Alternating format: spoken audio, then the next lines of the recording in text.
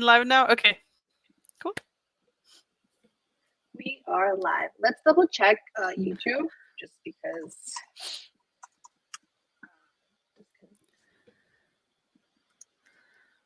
Let's see.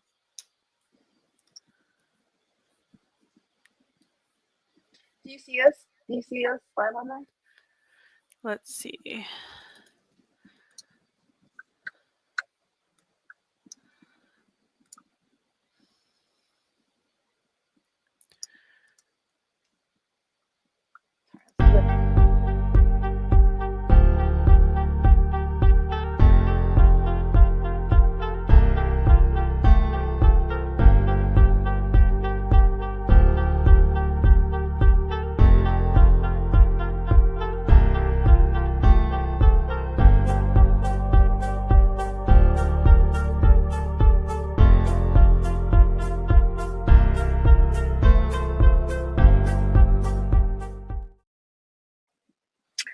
All right, I guess we're live. So I did find it. So we're doing this new thing called study group, where we're basically kind of like knowledge transferring things that we've learned about co-ops, and we're basically going to try this out in the first episode, first session. We're going to have Vane talk to us about the workshops she took this week and last week. And at the same time, I'm going to basically have a window open where I'm going to visualize all the things she's saying because I'm a very visual learner. So I kind of need that in order to like really help me understand all the terms. No pressure about it. This is a very, we're going to just be talking about it. You know, we are live, so let's use, adequate language. That's mostly for me. That warning is mostly for me. I'm going to try. Okay. So I'm going to add our note-taking application. Okay. On here, I'm going to ask you a couple questions too about what you learned, some of the terms and stuff as I'm writing things out. Okay. Cool. Sounds good. If you wanna talk a little bit about what your workshop that you took, and then we can kind of go into it.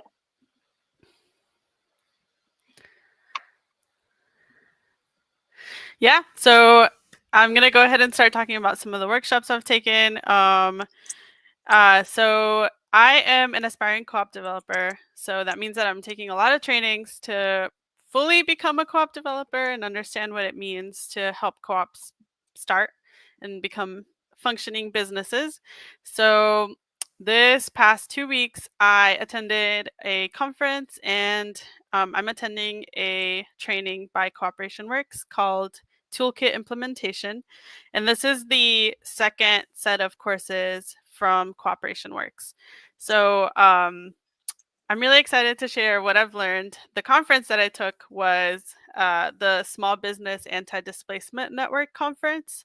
And it's really cool because it's specific to real estate development. And there are just a few things that I want to kind of share with y'all today that I've been learning throughout this time.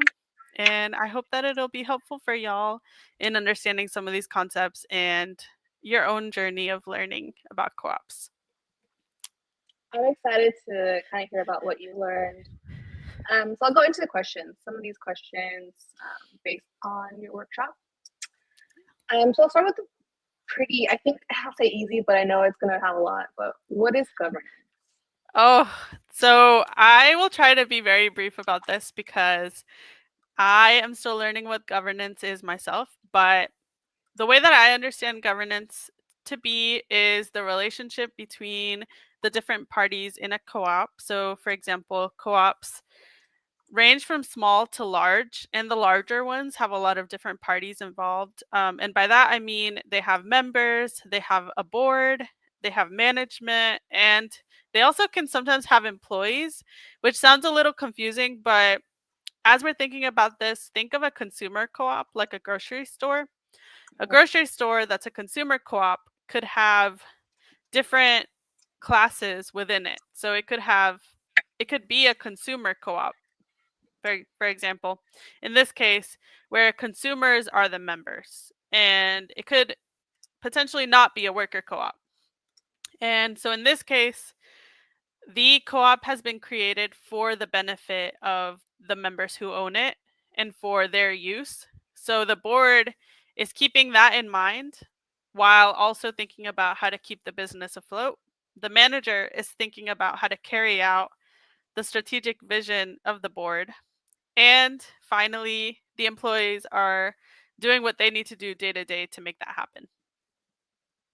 And who kind of like who kind of comes up with that at first? Is it like a group effort? Like how does that usually, do you know? Yeah, how do you start a co-op basically?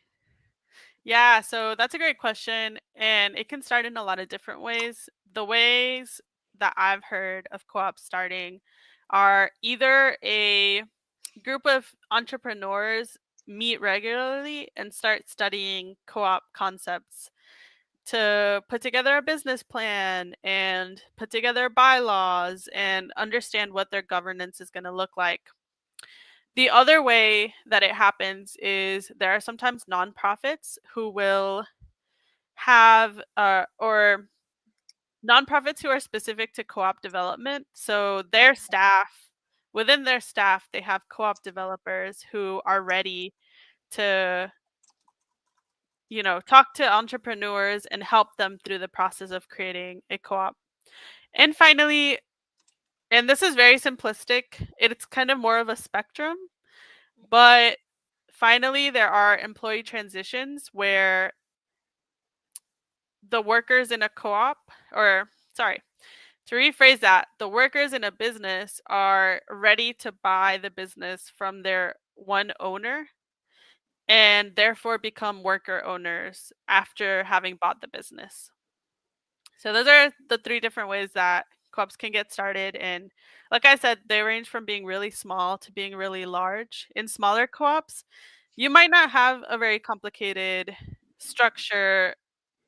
Sometimes in small co-ops, the workers themselves are also the board. And that looks very different in terms of governance than in a huge grocery store where there's several levels of authority. So government also kind of it depends on what co-op structure you're in. Will depend also like what the governance looks like. Yes, exactly. And how many classes of members are involved really shakes up how the governance looks. Okay, so the governance sounds like it's like the rules, right? It's like the rules of this business, um, and it depends on co-op structure. Are these laws? Are these like I'm just thinking of like an employee handbook that they give you sometimes at where you work. Is it kind of the same thing? That's a great question. Um, Let me see if there's anything else that I want to mention about governance. Hmm.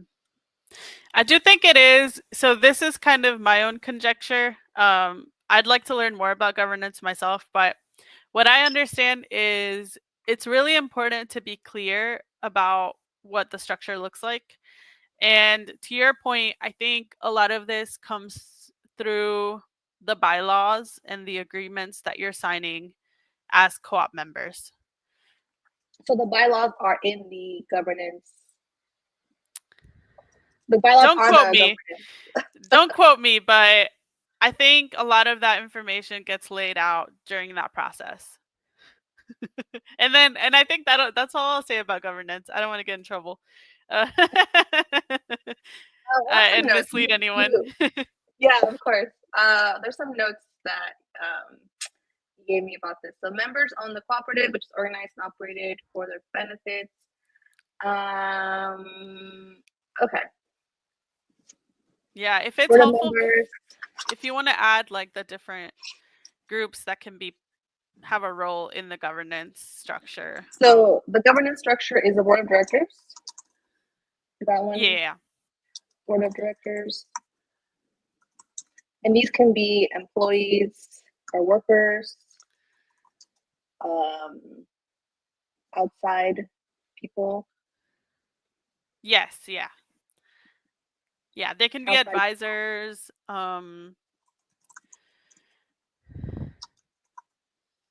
Yes. Yeah, Okay. that makes sense. Depending on how big the co-op is. Mhm. What's the other The other one is members who are the owners who own the cooperative. owner members?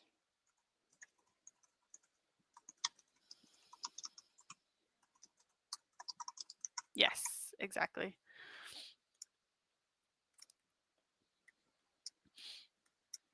Okay. What was the last one? And the last one, so there's two last ones that there could be. There's employees and management. Okay. Employees, workers, and management are different. So yeah, in some co-ops, that like for example, in a consumer co-op that is not a worker co-op, the workers Mhm. aren't necessarily members of that co-op. They just work there. Okay. So like employees, basically. Yeah, non-worker owners. Example, consumer co-op. Okay, Yeah. cool. And a lot of consumer co-ops, like grocery stores, still have a general manager. So that's the last class, which is like the management.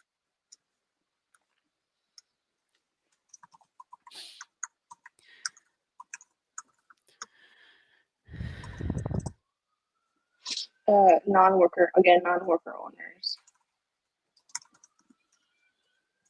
Okay.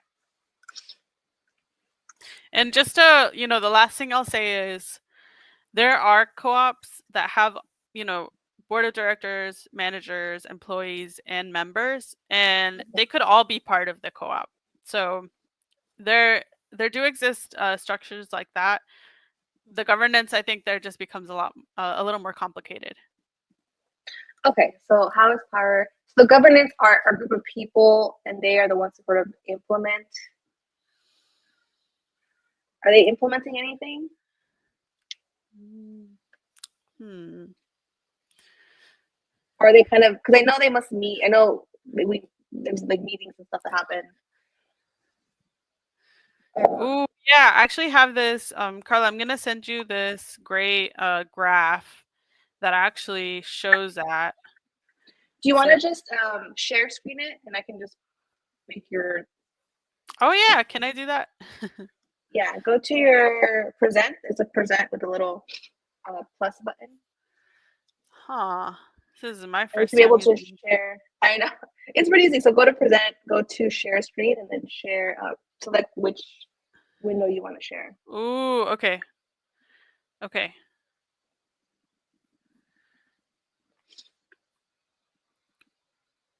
Okay, I'm doing it.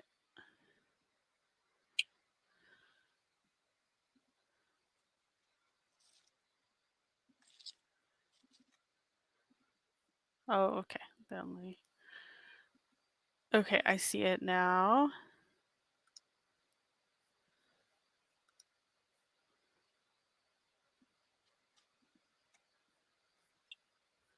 Hmm.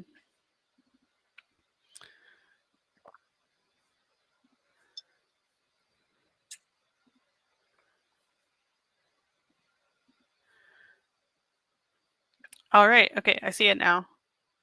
Okay. Okay, and this graphic, are you able to see it? Not yet. Not yet.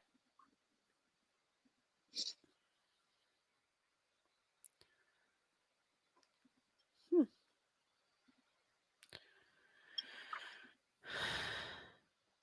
Is it on the full? Is it on that one doc?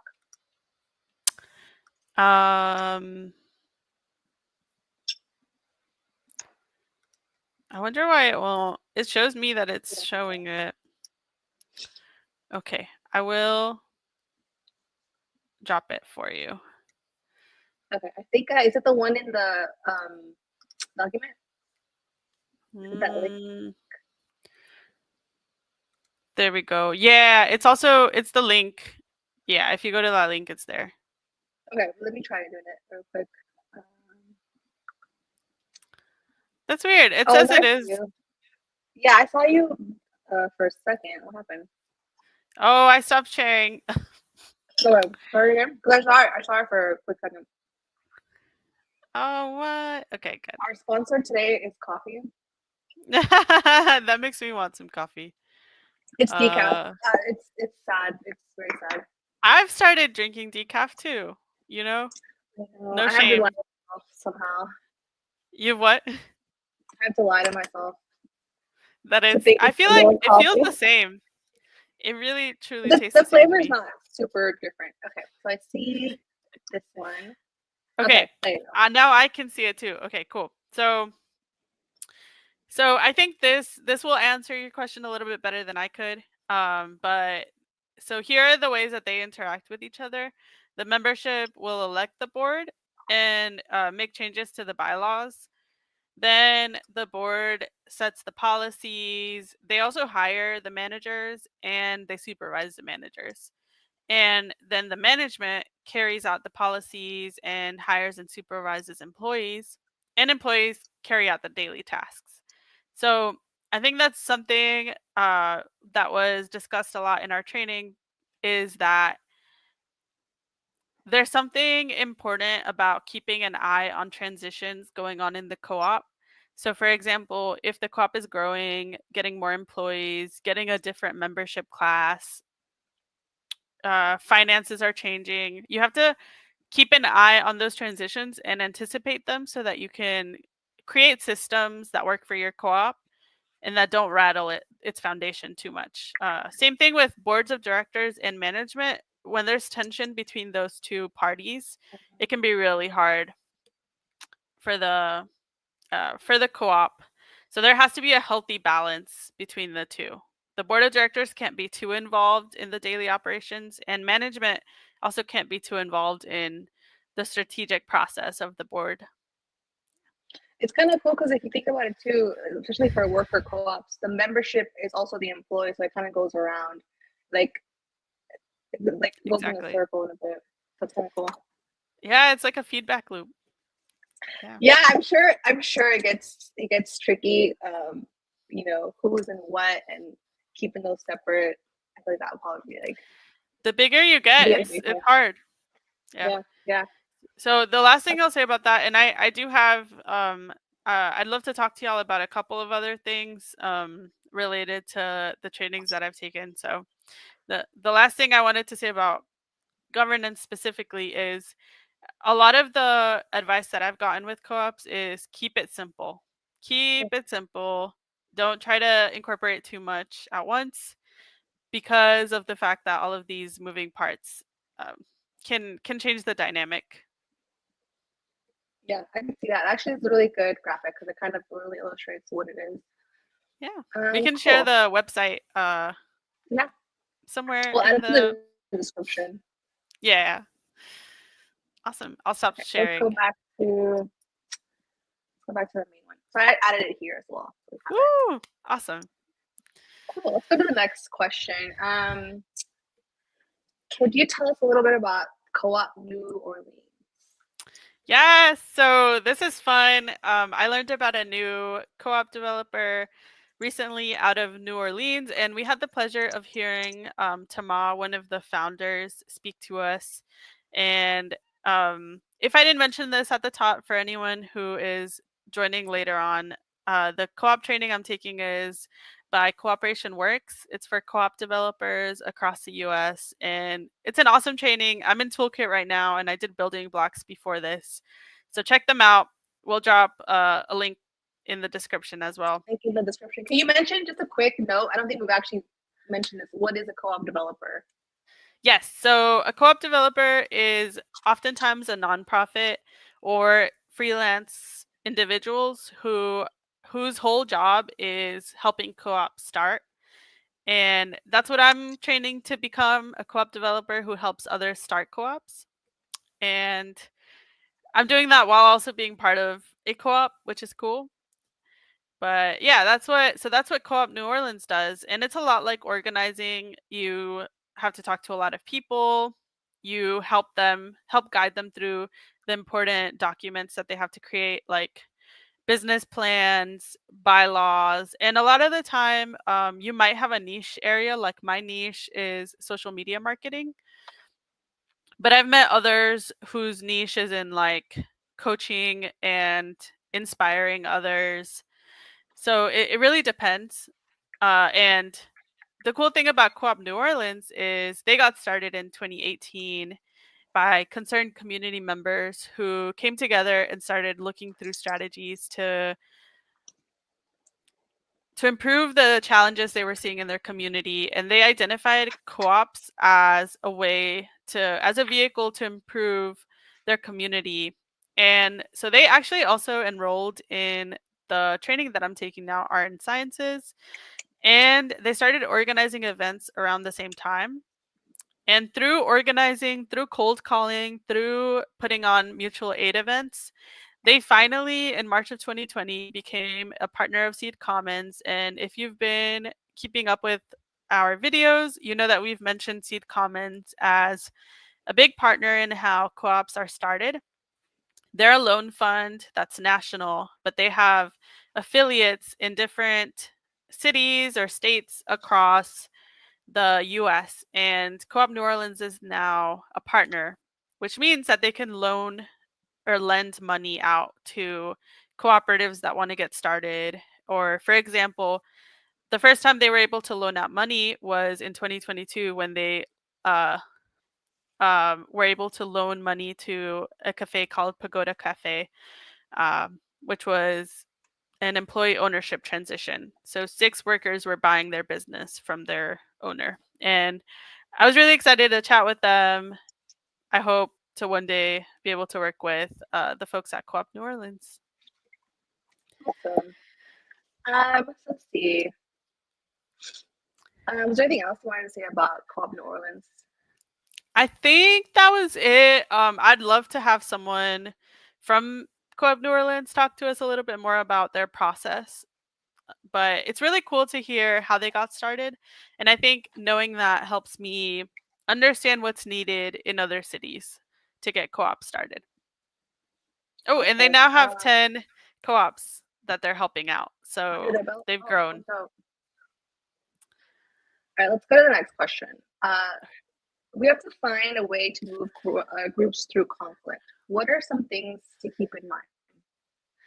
Yeah, so group dynamics are really crucial to how co-ops run. So in our training, we identified some spectrums that'll help us understand how group dynamics work. So one of the Okay, spectrums. let me. Mhm. Sorry, I don't want to get this ready. Let me know if I'm talking too fast for your note taking. Yeah, I type pretty fast, but okay. What is group dynamics? Okay, so group dynamics are the ways that people show up in a group, and people have different. Yeah.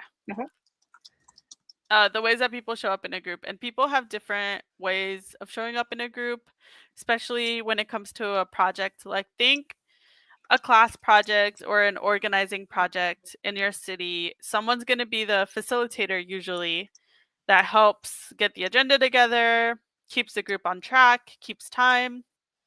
And each of those could also be different roles, but someone also note takes. So with that in mind, I think it's really important for us to think about what role we play, and that's what the training asked us to do. What role do we play in our groups? And I'm typically a facilitator or a note taker. Karla, what would you say your role is? Definitely a note taker, timekeeper. Yeah. It's been a while, yeah. Okay. And so I'll talk about 3 other spectrums that are important for us to keep in mind. And Karla, if you're willing to share where you land on the spectrum, I think that would help us in understanding our co-op and to make it more interactive because we all kind of bring experiences. So the next, I guess the next spectrum that we can land on is either a chewer or a spewer. And I have the these are presentation up. names.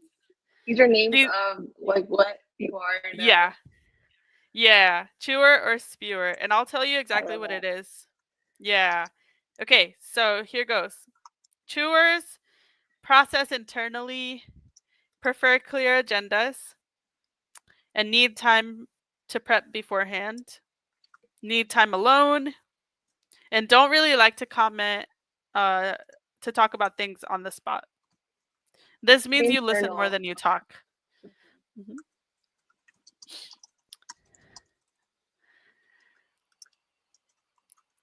And then I'll talk about spewer next. Let me know.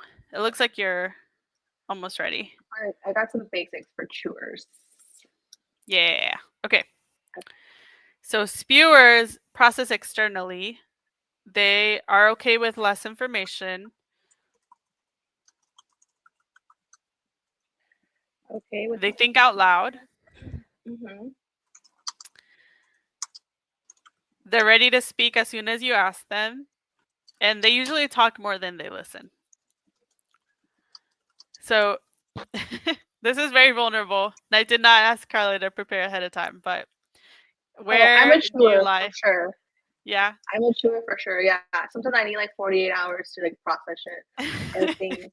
So I'm definitely just typing it out. I'm like, oh yeah, I'm one of these for sure. That's really interesting because I think I'm also a chewer, and it's cool that like I think we work really well together, knowing, and we're both chewers, so we both take time to process, and we're both like, okay, let's think about this, let's come back to this. I think that means our dynamic is pretty good. Yeah. I will say I am okay with less information. Like I'm like just with like the jobs I've had, like with startups and stuff, there's very little information, a lot of ambiguity. Like Yeah. so I'm totally okay with that. And I do have to think out loud, but it's not a good thing. I don't And think so. remember, it's a spectrum, so you could land Yeah, maybe yeah. closer to the middle. I'm probably somewhere in the middle.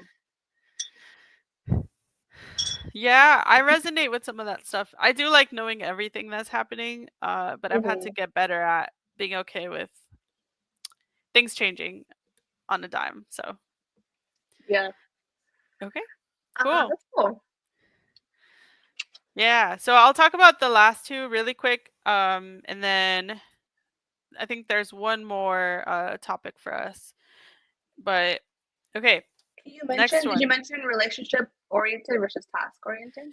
No, that's the next one. Oh, okay, cool. Uh, so thanks for bringing that up.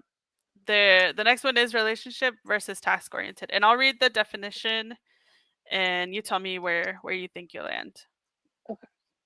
Okay, so relationship oriented. These are pretty self-explanatory, but they tend to focus most of their attention on satisfaction, motivation, and general well-being of others in a group. They thrive on good teamwork and collaboration, and they help foster good relationships and good communication in a group. So, thrive on teamwork, focus a lot of their attention on others in the group. Focus on others.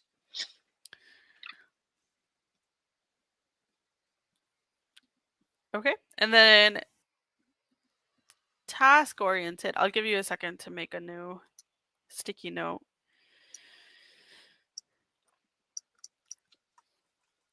Okay, task oriented means that you tend to focus most of your attention on tasks that need to be performed in order to meet certain goals.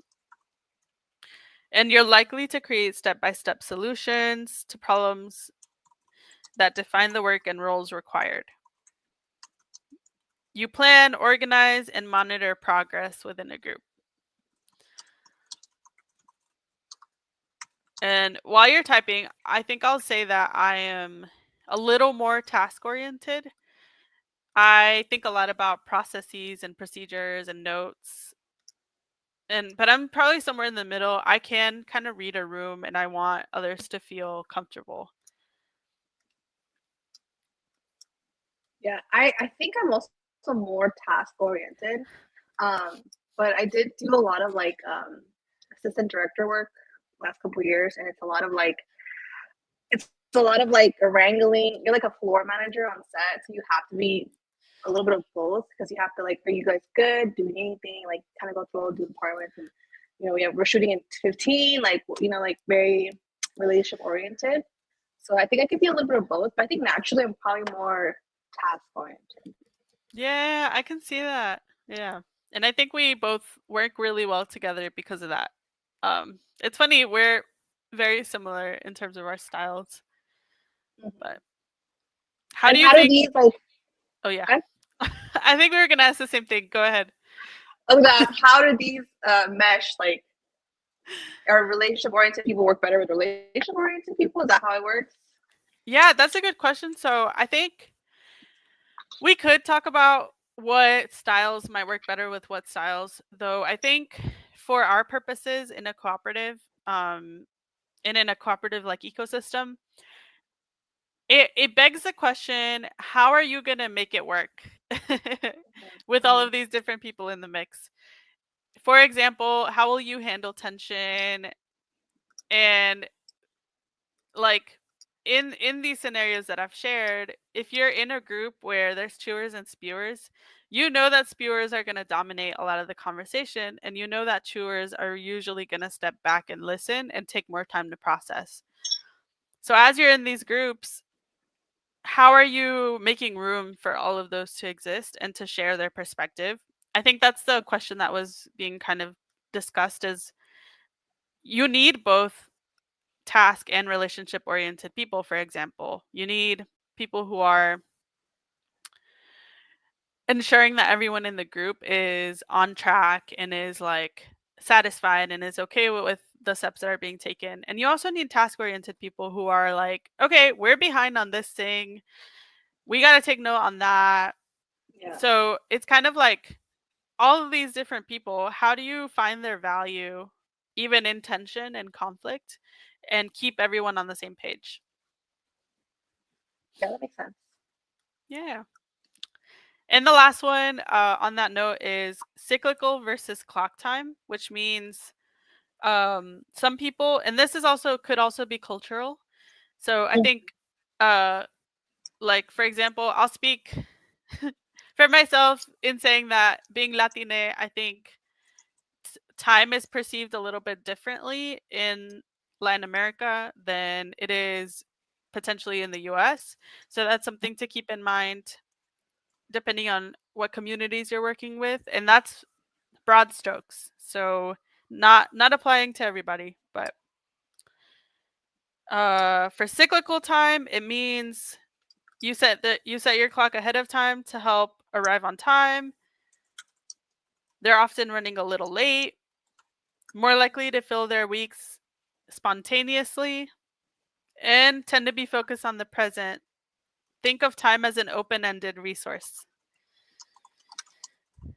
And their These motto is it people are takes the on time it time. needs. So these people are on time.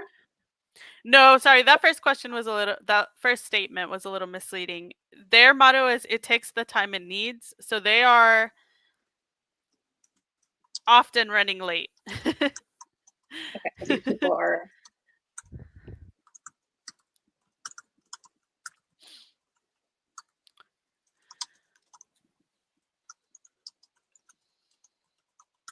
okay. All right. And then for clock time, these are the people that are always on time or early. They expect things to start and end at certain times that they're supposed to. They like to have their days and weeks scheduled ahead of time. And they like to concentrate on one thing at a time. The motto is it takes the time it gets. I've never heard. I've never heard that either. But that's very funny. Hmm. Interesting. I'll let you go first. Where do you lie in this spectrum? I think I'm usually on time, but I'm also Mexican, and our parties don't start when they start, or just when they start. So I'm just Yeah. like used to like getting there a little later. So I'm just like a little bit of both. I feel like, but I'm not usually late. I'm not usually like a late person and stuff. Yeah. Mhm. Because I hate waiting around, and I don't like people having to wait around either. So it's like, Yeah, absolutely. For myself, I think some of this comes with adapting. I feel like I'm a cyclical time person stuck in a clock time world, and I've had to adapt to what wait, that means. you're which one? I'm cyclical time, Oh yeah, yeah. stuck in a clock time world. So I've had to adapt because I'm really just like pretty chill. What Um, is time? Is that your motto?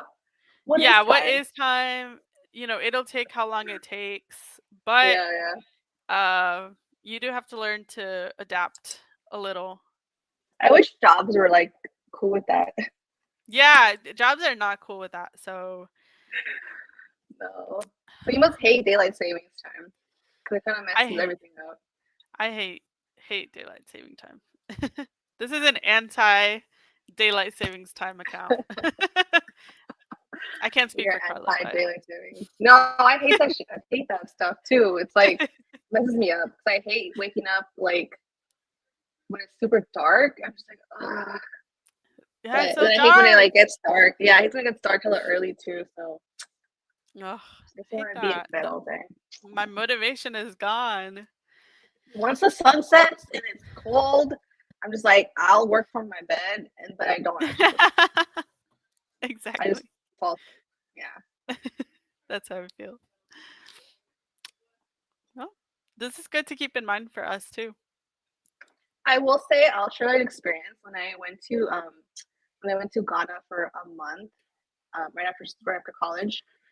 People did not plan. Like you were like, hey, can it was for a video shoot, and we're like, can we interview like next week? And people were just like, what? Look, I'm free tomorrow and the day after that. I don't know anything else past that. So it's kind of Yeah. interesting. Like the culture there's very much like, oh, the day tomorrow, the after that, and the day after that. That's it. There's nothing like next week. Yes. What is? I don't know what I'll be doing next week. So it was very much in the Exactly. moment, kind of scheduling and planning, which for us was kind of frustrating because we're trying to shoot a video, so it was funny. Yeah. Yeah, and I think about how do those things work together? Because now we're having to schedule things like 2 weeks, 3 weeks. Like I've tried to schedule meetings a month in advance, and No, that's it's just horrible. silly. I know that's awful, No, it's but horrible. that's Yeah, that's no, I like used to. I did weddings for a little bit, and it was the main reason I stopped doing weddings is because you'd be scheduled a year in advance. And I just couldn't handle I couldn't handle that. I couldn't be like a year from now on this exact Saturday. I don't know. It was driving me kind of crazy, and I love planning. I'm a very much of a planner, but having to be like next year, next August on this, I just couldn't. It was too much. yes, That's exactly. how the industry is. You have to. Yeah, everything's done a year in advance. So I would get booked a year in advance, and I couldn't Mhm. do it. You have to work with that schedule now. Like you can't plan anything around that. Ugh, Yeah. that's hard. No. Okay. Well, I just have one last, I guess, topic to share with you today, and then we can wrap up. Okay. Let me see. What's the question? How can community wealth building initiatives stop gentrification and anti-displacement? Yes. So that's a great question. This is in reference to the Small Business Anti Displacement Network conference that happened last Thursday. So not yesterday, but the week before that. And I learned so much. There's such great folks. It's a network of people who want to stop anti displacement or gentrification of our communities. And I wanted to share two things that I learned. The first thing that I learned is the funding advisors. So there were like lenders, there were impact investors, which the people there are all really trying to make a difference in how money is being brought to communities. So, for example, the impact investors, that means that their investments are usually The terms of their investments are different than in the regular market. So I don't want to talk too much about impact investing because I'm not 100% on what exactly the dynamics are. But they usually don't have voting power in the corporations or the cooperatives that they're investing in. So that means the members of the cooperative still are the ones who can make the decisions. And that's Okay. really important for a cooperative. You don't want to give away more than a certain amount of your voting shares because then it kind of ceases to be a cooperative or cooperative spirit. So I Yeah. wanted to mention that the lenders are also lending with patient capital, which means that they're lending on terms that are really beneficial for the cooperatives. The interest rates are low, the terms of repayment are low, or are longer. So you have a longer Okay. amount of time to pay it back. So longer term. Yes, longer repayment terms. And that's what I'll say about the finance world. What the lenders and investors did say is do the math. Like, it's great that you want to start a co op, do the math. How are you going to sustain yourself? How will you keep the lights on? How will you pay your people? And I needed to hear that.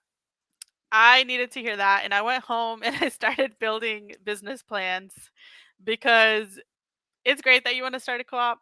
And I've heard this a lot, but a co-op is still a business and it's not a nonprofit. It is a business and you still have to be able to make money. So that's the tough love that I need and hope and maybe that others who are listening to this in the future need. So keep that in mind, do the math, do your business plan, figure out how you're going to make it work and where you're getting the money from. Where are you getting it from? And you want to have more equity than debt in your project. So less of lending and more of like grants and donations and money that isn't debt. Okay, so that's what I'll say about the funds. Wait, let's Uh, put one that says debt is bad. debt is debt is a last case and a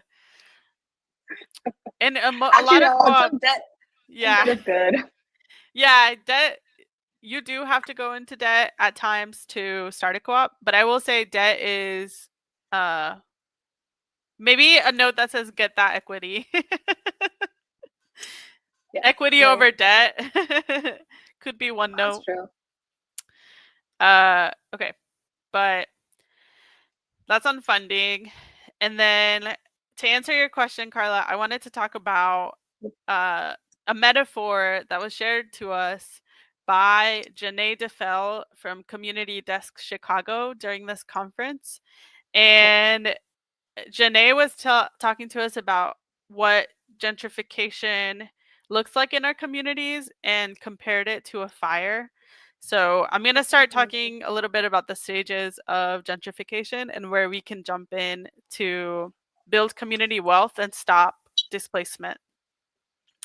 So if gentrification is like a fire, for example, a house fire, Yeah. there's a stage where the smoke detector is going off. And this is the point where you can prevent some of the harm that's going to be caused by gentrification. So you're doing analysis, you're building community support, and you're noticing that things are changing, rents are slowly going up.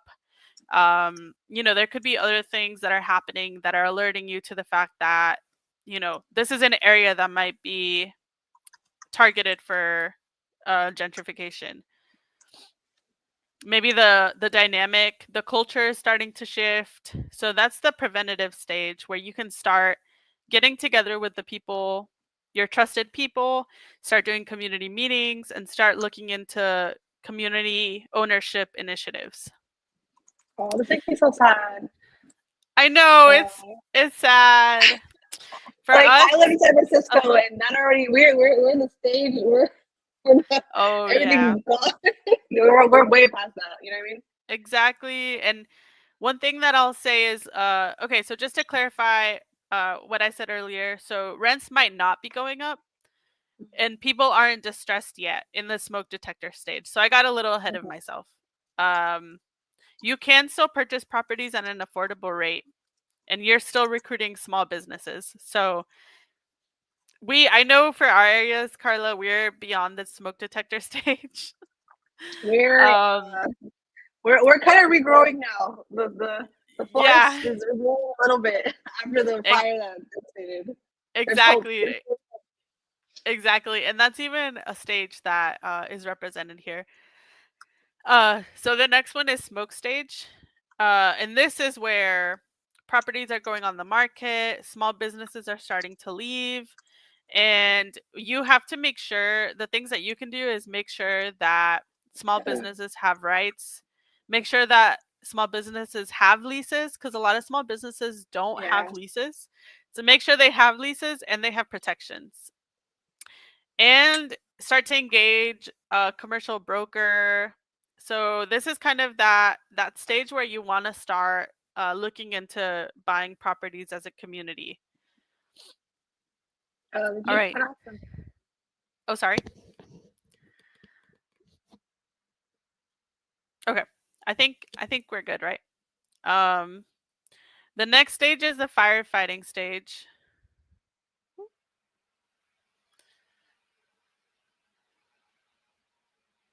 Are you still there, Karla?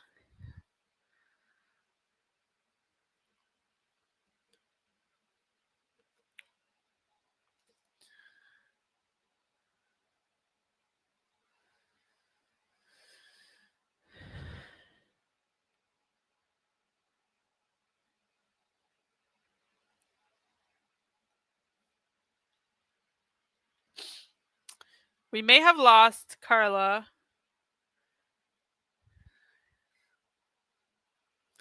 So I'll give her a second to rejoin.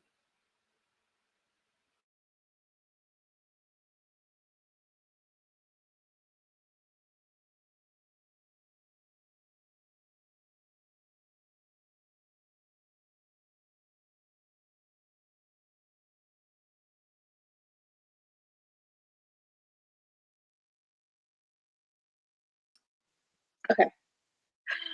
I think we're back on. Okay. Okay, we're back. I lost you. I What? wasn't sure if I was the one that was I think I recording. because my video was still good. So let me just screen Okay. share again. I can dive back into. Yeah, we were at 3. We were at Yes. Firefighting stage. This is where we're engaging firefighters to come put out the fires. So changes are very visible. A lot of businesses have been lost already and have left. And this is the point where you need to act quickly. You have to quickly acquire properties, and this could be happening without having that consensus building in your communities that is preferred. So you might have to start working with a CDFI to acquire properties quickly. And without doing a very in-depth analysis, I would say that my city in the South, in South Carolina, is probably at the firefighting stage. The changes are very visible right now, and we are losing a lot of our small businesses. But I think Yeah. we're somewhere probably between the smoke detector, the smoke stage, and the firefighting stage.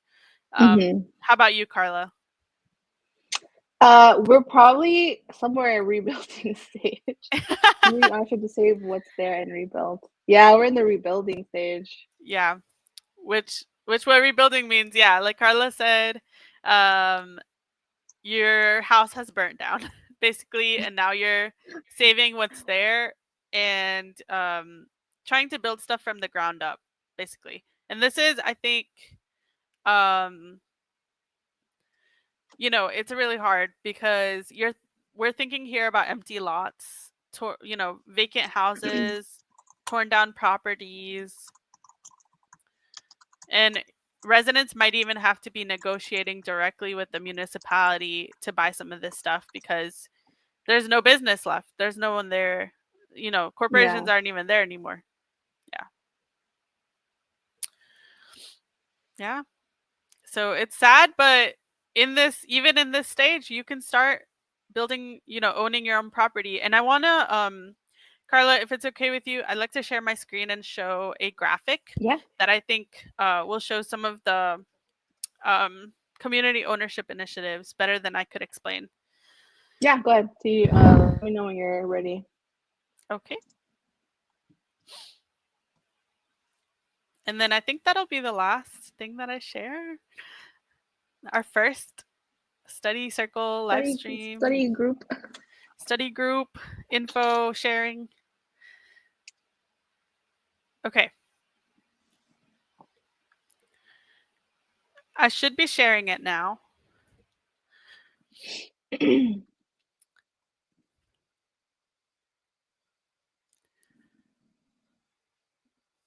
Okay, let me try one more time. Yeah. Needs a couple tries for some reason. Okay, I see it. Woo! Cool. Okay. So, and this graphic is by LISC Twin Cities. So, apologies for cutting that off on the bottom, but we do cite our sources, LISC Twin Cities. And so this graphic kind of shows the spectrum of community ownership. Excuse me. And so, for example, at the very top, we have community land Oh, you're trust. cut off. Can you hear me now? You're coming back. Okay, you're back. Okay, cool. So this is a spectrum of community ownership models. And at the very top, you have the models that are all about affordable access. And at the bottom, you have the models that range all the way to return on investment. So at the very top, we have Community Land Trust, which is basically a nonprofit that creates kind of a agreement with the land. They own the land and hold it for 99-year leases that can be renewed. So they basically have ownership over this land for many, many, many generations, and it can be housing or commercial. I've actually heard of commercial community land trusts, which are really cool, and I'd love to dive into more in the future. But yeah, they basically preserve access to the land, and a lot of the times they could either both own the building and the land, or just the land, and a cooperative owns the building on top, which means they're responsible for maintenance on the building. Their co-op members own that building, and it's a lot more affordable than having to own both the building and the land. So that's one example. And there you see limited equity housing. So that means, so for community land trusts, there's no return. There's very little community wealth building, but there is community preservation. But you start to get down to, for example, limited equity, which means co-op owners are getting a little bit of return on their investment and their ownership of the building. And as you go down, community investment trust means that community owners are able to buy a share of an investment property. And that investment property can either be still affordable enough for community members to also have housing and businesses. Or if you go all the way down, it's a market rate cooperative, which means it's market rate. So whatever the market is charging for renting housing or commercial spaces, that's what the co-op is charging. So as you can see, it's a spectrum where it ranges from how much wealth building to how little wealth building. Yeah, And I I'll saw stop that there. return on investment to affordable Yeah. preservation of affordable housing. And we're Interesting. trying to stay somewhere a little bit towards the middle, especially if the goal of your project is both community wealth building and affordability, you want to stay somewhere around the middle area. So a housing co-op would be any of these, or would be just one of these? So, I think I understand your question, and I think my answer to that is it could be, for example, limited equity. Mm-hmm. Um, so from what my understanding of housing cooperatives, they range from zero equity to market rate, and in the middle is limited equity. So zero Mm-hmm. equity means, and we actually visited a zero equity housing cooperative in San Francisco, in the Bay Area when I visited. Yeah. But the residents just rent. They do Mm-hmm. own the cooperative, but they don't get any return on their investment into the cooperative via their rent. So they just So rent. they're are they a community land trust or they be They a are a municipal housing co-op, co-op? Okay. right? I believe they are still a housing co-op. Mm-hmm. It's just zero equity. Okay. And you can still, so what's really confusing is you can be a community land trust that owns the land and a housing co-op that owns the building on top of the land and just the Oh, building. it's layered. Yeah. Yeah, it's very layered, but basically you can also be a market rate housing co-op, which means people who have bought into the housing co-op, their shares of uh appraise the same as someone with a regular mortgage and regular land. Mm. That And might when be a they good sell one it, for like that might be a good one for like multi family homes that you could like buy with friends and everyone owns like equal equity in it and yeah. it's not like a land trust or anything. Yeah, and the thing is when you sell it, you can decide as a co-op how much you want back.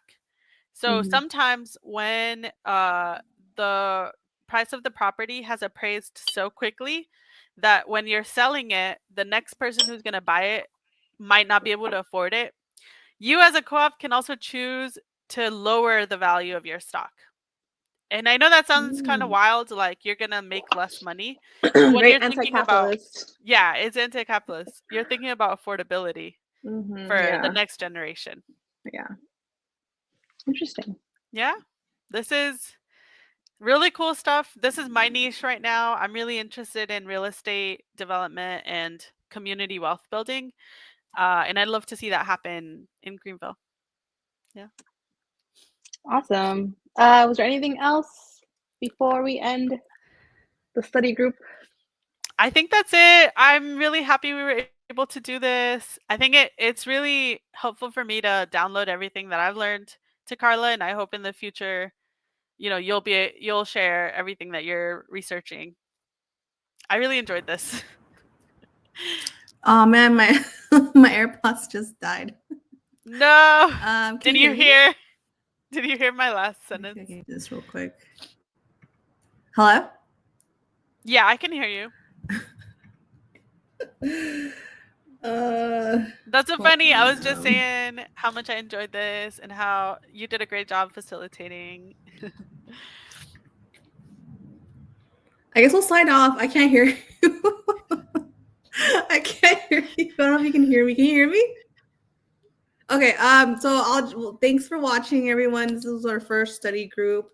It was a lot of fun. We'll do this again.